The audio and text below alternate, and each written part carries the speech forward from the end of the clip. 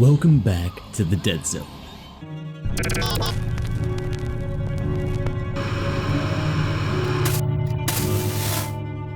Do we have a doozy for you today? You've got both Perpetual Panic and me, Shadow Trigger, whispering right into your eardrums, giving you the short and sweet review for the newly released game, IRE. So come, join us as we explore the Bermuda Triangle. Yes, the Triangle is a large area, and you are smack dab in the middle of it, on your own father's fishing boat, Emily's dream. If that's not bad enough, you seem to be stranded on the boat alone. Well, of course, other than the jittery, scribbled darkness monster that sounds absolutely horrifying.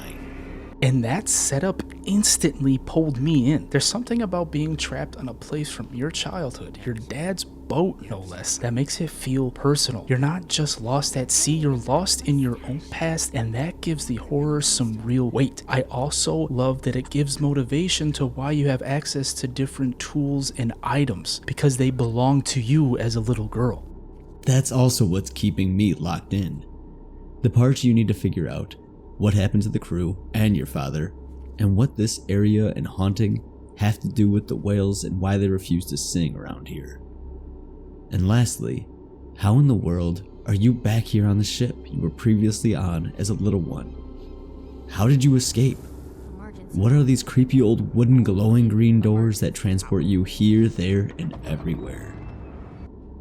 Who are we if we aren't looking for horror? Is IRE the game for jump scares and intense fight sequences with you struggling through? No. Not in the slightest. IRE wants you tense through your whole body, clenching your teeth as you walk down narrow hallways, holding your breath as your flashlight flickers and doors slam shut behind you. It is all about the suspense. Exactly. This isn't the kind of horror that jumps out at you. It creeps under your skin. The sound design is absolutely ridiculous. The way the ship creaks or there's some kind of loud thud right behind you, it had me spinning in circles with my flashlight. You'll go through the same areas again and again, noticing things moved around or new rooms are unlocked.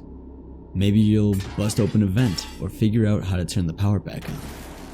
All while keeping mental notes of hiding spots in case you hear the screech from the monster. Well, you guessed it.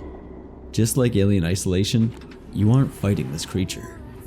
The only hope of survival is hiding from it. And I love that choice. It makes you feel completely powerless, which fits the setting. When you finally do spot it, it's not about fighting. It's about breathing quietly enough to stay alive. We always like a good story, but in a horror game, it has never made sense to stop what you're doing in the danger zone to read a long note, listen to a recording, or look at pictures. IRE responded to this by letting you do all of that only in the safe zone, the captain's helm, where you'll keep all of your discoveries and your lore. Really and truly though, this game is a horror puzzle solver. Search for what you need, transfer power to rooms, figure out what's going on, and don't make too much noise, or you're going to get got. Yeah, and that's what surprised me the most.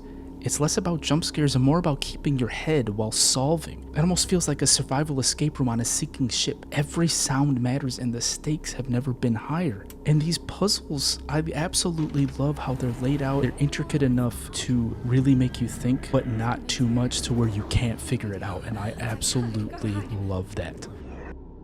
You'll need to be good at searching every nook and cranny. IRE even does a good job of highlighting where to put puzzle pieces once they're in your grasp. My only qualm: reliving the same areas over and over. A few changes here and there, but still the same small place. True, but I kinda like how claustrophobic it gets. You start recognizing every corner, which makes it way scarier when something changes. It really sells the trapped at sea feeling. You feel like there is no escape. Alright, true enough. It is a small boat, and that's the point. You're stuck, and the tension builds every time it rocks. So if you're someone who embraces the suspense thriller, definitely give IRE a go. Or at least check out the prologue. The full game actually just dropped on the 28th. If you're looking to be a badass monster killer though, just steer clear of this one. Playing through the prologue a second time, the fear begins to fade. But the moment you open a new section, that heart rate of yours spikes again and your hands slow the hell down. For me, this one is one of those rare indie horror experiences that nails atmosphere over action. It's the kind of game that doesn't just scare you, it haunts you. I 100% recommend this game if that is the type of experience you are looking for. So, give IRE a go. Drop your thoughts in the comments, take a breather, and subscribe for more news, reviews, and gaming goodness.